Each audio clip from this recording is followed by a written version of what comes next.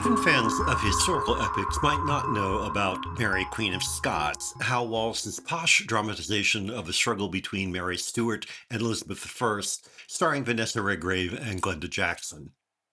The film was released at a time when the historical epic was on the way out and wasn't helped by a tepid critical response. It certainly is no masterpiece, but I like it more each time I watch it. Directed by Charles Jarreau, who also worked for Wallace on Anne of the Thousand Days, it represents an interesting turning point in the development of the large-scale biopic. Start with the opening credits. Under diffuse images of the Chateau of Chenonceau and its gardens, Redgrave sings a plaintive lament.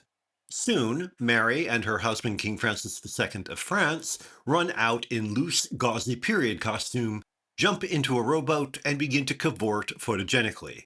The movie starts, in other words, with its Elvira Madigan moment, laboriously trying to prove that it is cinematically hip, and of course, demonstrating exactly the opposite. Anne of the Thousand Days, made only 2 years earlier, feels as if it comes from another era entirely. Jarreau was so far behind, he was catching up.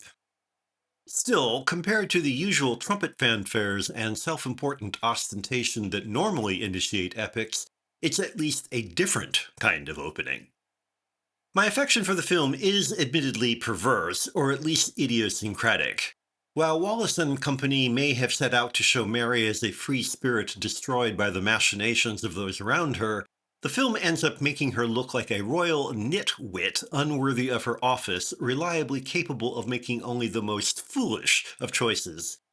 Produced shortly after Glenda Jackson had made herself synonymous with the role of Elizabeth in the BBC series Elizabeth R., and written by John Hale, scenarist for that program's first episode, every opportunity is given to the actresses to show off their ability with epigrammatic speechifying.